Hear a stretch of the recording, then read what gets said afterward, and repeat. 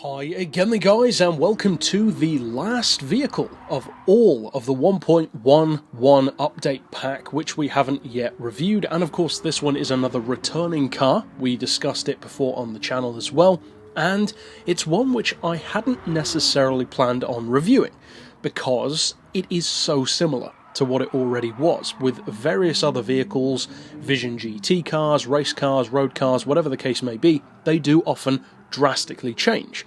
This one though is essentially the same car that it was on Gran Turismo 6. So what I decided to do was take it out around a track, see how it performs, see if there are any notable changes in terms of how it performs, how it sounds, that kind of thing. And there are some changes, but some of them are good and some of them really aren't. And that is a very important reason alone why I decided to do this review, because to get the bad stuff out of the way first, and unfortunately it's real bad in the case of this car, the graphics on this car are horrendous. Now you're probably thinking, they don't look horrendous, they look fine. In fact, they look great. Yeah, they do. In replay mode, or in photo mode, or even in cockpit view, they look great. However, the problem arises in third-person view. Now, I know a lot of people don't use that, but a lot of us also do, and I'm one of those. When you drive this car in third-person view, the graphics are some of the worst I have seen on Gran Turismo, period. Because although you could look back at the PS1 and think, well, they look bad now, no they don't, they were great for their time. That's why this is unacceptable, because the graphics on this car, when you're actually driving it, are literally worse, and this is not a matter of opinion. They are worse, categorically, than they were on Gran Turismo 6. This is the only car so far which looks worse now than it did on the PS3. And that is strange. Now, I don't know if that's some kind of glitch that's happening in the game, that it's not being rendered properly, because I find it very difficult to believe that they knew that that was the case. So maybe it's a problem with my game, maybe it's a problem that other people have had. I haven't heard anyone else have this issue, but I also haven't heard anyone else talk about the car that much. So who knows, maybe not enough people own it. But for 500,000 credits, or even if you win it, you want to know that it's going to be a car that is the complete package.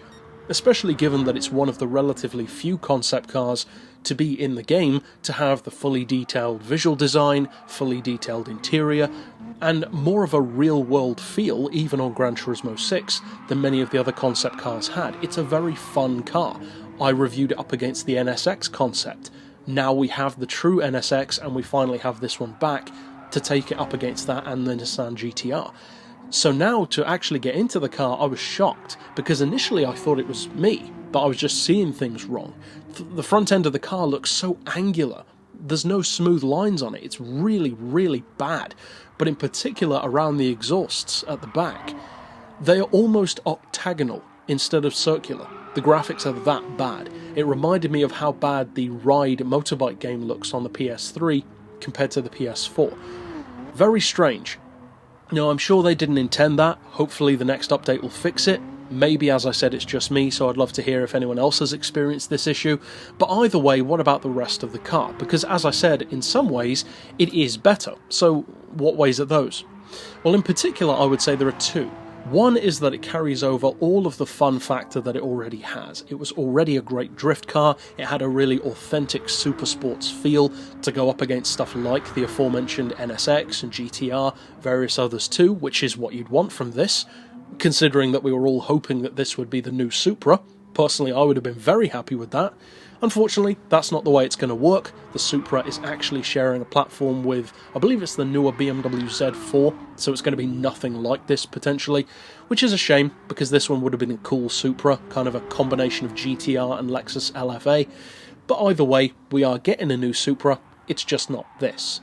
With that in mind though, another thing that is better about this car now, at least to me, is the sound.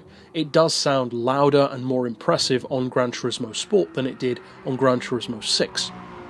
And of course that's basically just down to Polyphony's discretion, because we have no point of reference. The actual FT1 concept doesn't have an engine, it's just a show car.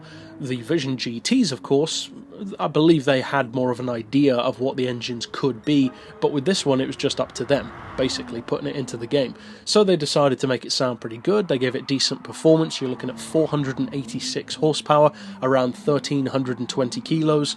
Not sure about the torque, we're not told, and of course, unfortunately, it is Group X, which in the case of a concept is understandable, but the final thing that I will say that's good about this one, at least on this circuit, is that it surprised me by how fast it was. Because as you can see in these replays, even though the lap times aren't overly fast or overly slow, I wasn't really pushing the car that hard. I was having a lot of fun with it, you can see I'm drifting a lot.